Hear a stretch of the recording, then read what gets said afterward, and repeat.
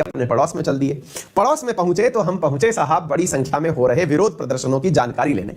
विरोध प्रदर्शन इन दिनों हो का रहे हैं, तो साहब हमारे पड़ोसी मुल्क पाकिस्तान में इन दिनों एक जगह पर गजब प्रदर्शन हो रहे हैं। प्रदर्शन पाकिस्तान में आजकल कॉमन चीज हो गई है। कभी हम तहरीक लबैक के बारे में सुनते हैं, कभी तहरीक तालिबान के बारे में सुनते हैं, लेकिन इस बार जो प्रदर्शन हो रहे हैं वो सरकार के खिलाफ तो हो ही रहे हैं, चीन के खिलाफ भी हो रहे हैं। और जैसे ही चीन के खिलाफ प्रदर्शन की बात आती है तुरंत हमारा कान खड़ा हो जाता है कि अच्छा जरा सुनते हैं ऐसा क्या किया चीन ने। तो आइए चर्चा करते हैं। तो आज का विषय हमारे लिए क्यों महत्वपूर्ण है ये तो हम बताएंगे ही। आप अपने द्वारा यहां पर कुछ लोगों की भीड़ देख सकते हैं। शायद मैं अगर इसे नंबर दूं तो हजारों की संख्या में ये भीड़ आपको अखबार जो पाकिस्तान के अखबार हैं उनमें दिखाई दे सकती है ना।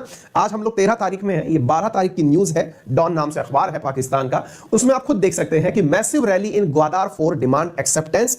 लोग यहां पर सड़कों पर प्रदर्शन कर रहे हैं बड़ी संख्या में, और ये जो रैली है ये अखबारों में कवर हुई है। दैट मीन्स ये मायने रखती है। जब न्यूज को थोड़ा और डिटेल में अंदर जाना गया तो पता चला कि चाइनीज प्रोजेक्ट जो कि बलूचिस्तान में बनाया जा रहा है उसका विरोध हो रहा है।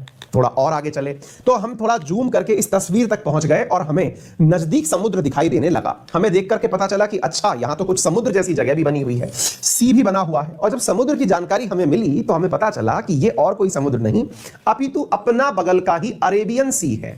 अरब सागर है हमारे जस्ट बगल का। हमारे जस्ट बगल का बोले तो जब हम इंडिया का मैप पढ़ते हैं तो इस तरफ यानी कि वेस्ट साइड में अरब सी है और ईस्ट साइड के अंदर हमारे पास में बे ऑफ बंगाल है। अरब सागर में जब हम ये गुजरात वाले सेक्टर से लगते हुए देखते हैं यहीं पर तो पाकिस्तान है। ऐसी स्थिति में यहां पर हो रहा है विरोध। महत्वपूर्ण है, आप जरा भीड़ का नजारा देख करके इस विरोध का आइडिया लगा सकते हैं। विरोध का आइडिया इसलिए लगा लीजिए ताकि जब हम बात बताएं तो आपको उसकी गंभीरता पता चले। ये दृश्य केवल ये दिखाने के लिए है कि ये भीड़ इतनी ज्यादा सड़कों पर अगर आई है तो निश्चित ही कोई ना कोई बात ऐसी होगी जो बड़ी संख्या में लोगों को परेशान कर रही होगी। अब परेशान क्या कर रहा है हमें यह समझ में आ गया कि यह बात तो बिल्कुल समुद्र तट के नजदीक है। दूसरी बात हमें यह समझ में आ गई कि पाकिस्तान में चीन के कारण से लड़ाई हो रही है। तो आइए एक बार के लिए मैप के माध्यम से और समझते हैं। जब हम नक्शा ध्यान से देखते हैं भारत का तो हमें अरब सागर भारत के पश्चिम में दिखाई पड़ता है।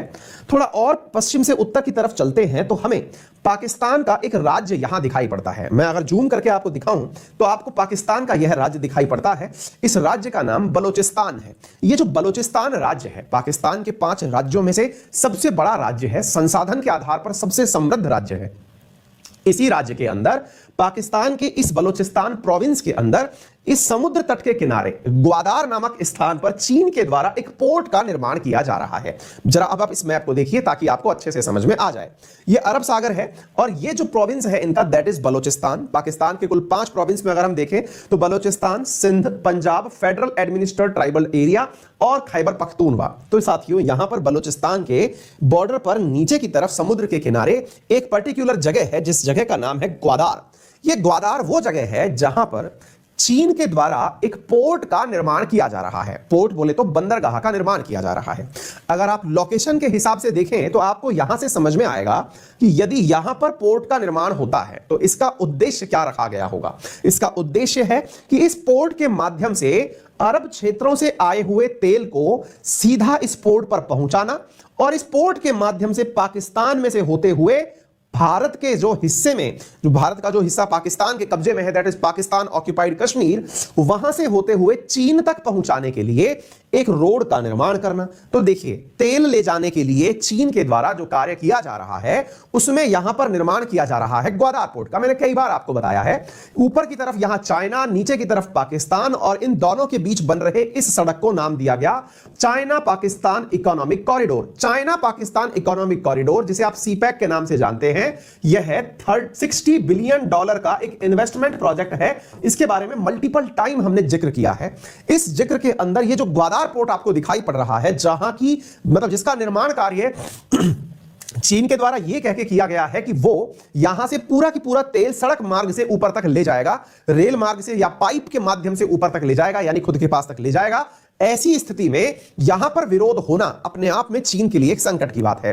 कारण यह है कि यह बड़ी संख्या में जो भीड़ है यह समझाने के लिए पर्याप्त है कि ग्वादार कहीं ना कहीं चीन के लिए तो इंपॉर्टेंट है ही, लेकिन यह उसके लिए टेंशन की बात भी है। तो उम्मीद है आपको यह ग्वादार का इंपॉर्टेंस समझ में आ गया होगा कि अरब सागर से आने वाले तेल को या पर्शियन गल्फ से आने वाले तेल को यहां से होकर के यह कहां ले जाना चाहता है, यह अपने पास ले जाना चाहता है। बड़ी संख्या में लोग क्यों आए, अब थोड़ा और आगे बढ़ते हैं। लोगों के द्वारा बहुत सारे आरोप लगाए गए हैं। आरोप से अर्थ यह था कि यहां पर एक प्रकार से कहा गया है, लोगों से कहा गया, मतलब चीन के ऊपर आरोप लगा है कि चीन ने इस जगह के ऊपर लगभग कब्जा कर लिया है। कब्जा इस प्रकार का कि बलूचिस्तान के लोग जो मछली पालन का कार्य करते थे, अरब सागर से निकाल करके मछली का व्यापार करते थे, उन्हें अब चाइनीज वेसल्स मछली भी नहीं पकड़ने दे रहे हैं। यानी कि आप इससे अंदाजा लगाइए कि चाइना कितना ज्यादा आक्रामक रवैया यहां अपना रहा है कि इस पर्टिकुलर जगह पर जहां पर रहने वाले लोग बड़ी संख्या में ग्वादार के अंदर, जो कि बलूचिस्तान में स्थित है, वहां पर मछली पालन करके समुद्र के साथ व्यापार करके जो धन कमाया करते थे, अब चाइना ने जब से उस जगह पर कब्जा किया है तब से इनके मछली पकड़ने को भी प्रतिबंधित कर दिया गया है। अब आपको लगेगा कि साहब मछली पकड़ना कोई बहुत बड़ी बात थोड़ी है, यहां नहीं तो कहीं और पकड़ लो। आप लोगों को हो सकता है क्योंकि उत्तर भारत में मछली का इंपॉर्टेंस आपको पता ही नहीं है, क्योंकि आपका जो पेट भर रहा है वो गेहूं और चावल भर रहा है। आप लोग जितना संवेदनशील गेहूं और चावल के लिए हैं, जिस प्रकार से आपके भोजन में गेहूं की कमी होना आपको भूखा प्रदर्शित करती है, ऐसे ही तटवर्ती राज्यों में, चाहे वो भारत के राज्य हो चाहे दुनिया के किसी भी देश के राज्य हो, वहां पर मछली के उत्पादन को प्रभावित होना उनके लिए बड़ा संकट का स्थान होता है। बिल्कुल आप इसे समझिए कि खाद्यान्न की आपूर्ति रुक जाने जैसी बात है। ये दुनिया की बहुत सी इकोनॉमी तो मछलियों के लिए लड़ाइयां लड़ लेती हैं भाई। दुनिया में आज तक अगर कोई भी बहुत बड़ा बवाल मचा है मछलियों के ऊपर तो ये यूरोपियन कंट्रीज के बीच में मचा हुआ है। आप आज चाइना को भी उठा के देख सकते हैं जो जापान से लड़ाई लड़ रहा है। उधर की तरफ नॉर्थ अटलांटिक ओशियन के अंदर अगर आप देखें तो जो फॉकलैंड आइलैंड है उसको लेके कनाडा और अमेरिका के बीच में कई बार टसल हो जाती है। ये सब जो जगह है, माफी चाहूंगा फॉकलैंड नहीं, लेब्राडोर के पास जो है वो कनाडा और अमेरिका को लेकर के टसल हो जाती है। ये जो मतलब चीजें निकल के आती हैं, ये असल में आपको समझनी चाहिए कि ये इनकी खाद्यान्न की समस्या है, ये मछली की समस्या नहीं है। ये कोई सेरेमोनियल पर्पज से या फिर दर्शकों के रूप में मछलियां पकड़ के नहीं ला रहे हैं कि देखिए हमने, हमारे पास ऑर्नामेंटल तरीके से मछली है। ये इनके भोजन का स्रोत है जिसके लिए यहां पर डिमांड हो रही है। लोगों ने अपने द्वारा सरकार को विरोध करते करते 26 दिन हो चुके हैं।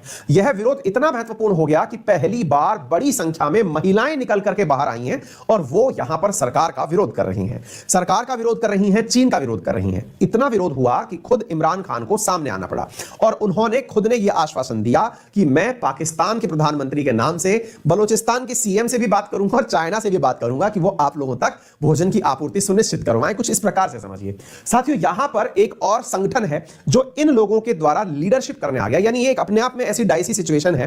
ये जो व्यक्ति आप देख रहे हैं, असल में इसका नाम, ये जो व्यक्ति है ये है मौलाना हिदायत उल रहमान। असल में ये जो व्यक्ति है ये जमात ए इस्लामी नाम का जो संगठन है उसका नेता है।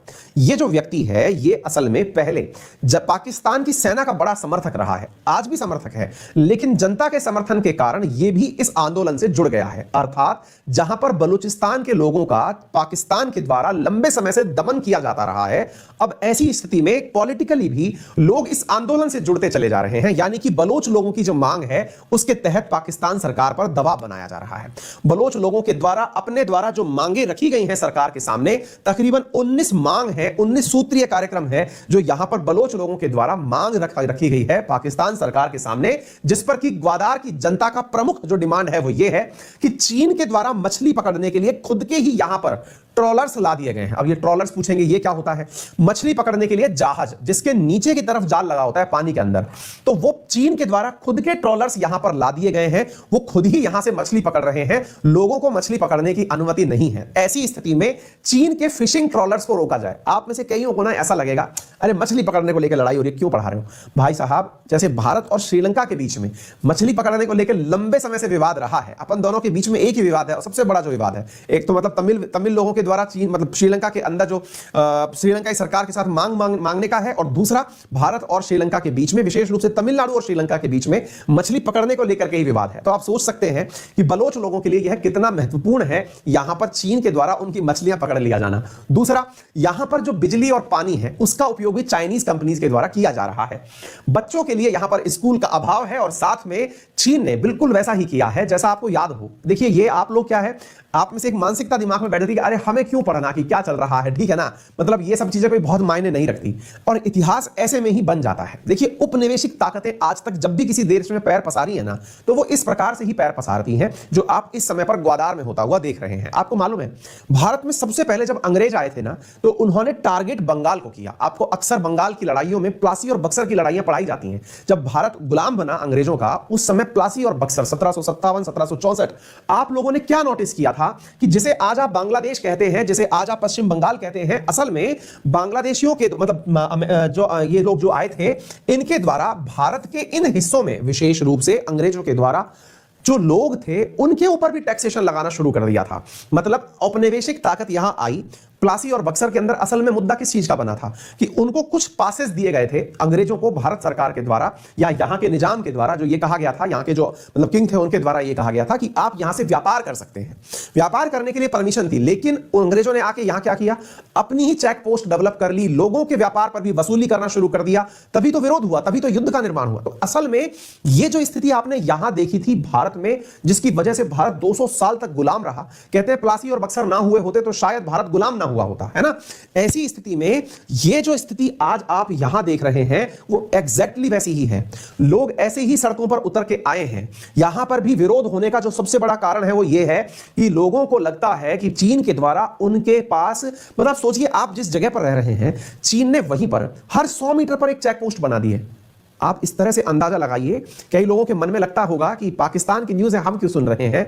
आप अपनी जस्ट बगल में एक देश को गुलाम होता हुआ देख रहे हैं। आप लोग खुद तो आज से मतलब इतने साल पहले नहीं थे, 250 साल पहले जब प्लासी बक्सर हुए थे उस समय आप नहीं थे, लेकिन आज आप हैं। आप इस समय पर अपने इतिहास को रिवाइज होता हुआ देख सकते हैं कि ये घटनाएं किस प्रकार से अंजाम लेती हैं। आप देख सकते हैं कि आज जिस प्रकार से चीन के द्वारा हर 100 मीटर पर जो चेक पोस्ट लगा दी गई हैं, पाकिस्तान का एरिया है, चेक पोस्ट चीन के द्वारा लगाई गई हैं, आप रिजेंबलेंस निकाल सकते हैं कि भविष्य क्या होने वाला है। अब आप पूछेंगे हमको क्या सर, पड़ोसी के घर में आग लगी है, अच्छी तो बात है। नहीं साहब, ये अच्छी बात सुनने में तो है, नुकसान इसके बहुत है। नुकसान क्या है साथियों, जब सबसे पहले यह स्थान चीन को दिया गया था ना, तो इस स्थान पे ही चीन के द्वारा अपने नेवल सबमरीन लाके खड़े कर दिए गए थे। किस स्थान पर? ग्वादार पोर्ट पर।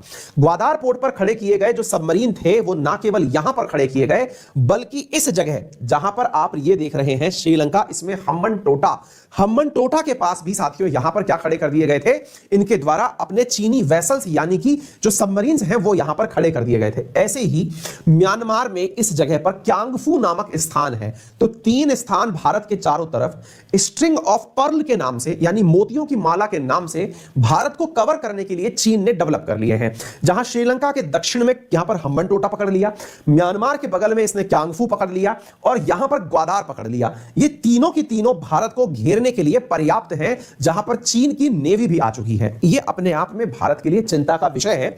इस स्थिति में पाकिस्तान को भी संभलना चाहिए। वो पाकिस्तान अभी धर्म के लालच में इन सब चीजों को नजरअंदाज कर रहा है, लेकिन आने वाले समय में यह बहुत बड़ी बात हो जाएगी। लोग जिस प्रकार से इतनी सारी मांगे लेकर यहां आए हैं, चेक पोस्ट का विरोध कर रहे हैं, यह आने वाले समय में बहुत ही बड़ा चुनौतीपूर्ण कार्य होगा हमारे पड़ोस में भी। एक और चीज, यानी कि साम्राज्यवादी ताकतों की तरह से विकास हो रहा है। आप एक और चीज यहां नोटिस करें, यह चीन के द्वारा बेल्ट एंड रोड इनिशिएटिव के अंदर डाल दिया गया प्रोजेक्ट है। चीन इसे कहता है कि उसने सड़क मार्ग और रेल मार्ग के माध्यम से इसका विकास करना है। अब लेकिन इसमें एक सबसे बड़ी दिक्कत क्या है कि इसने इस रोड पे, यानी इस रास्ते को पाकिस्तान ऑक्युपाइड कश्मीर से निकाला है।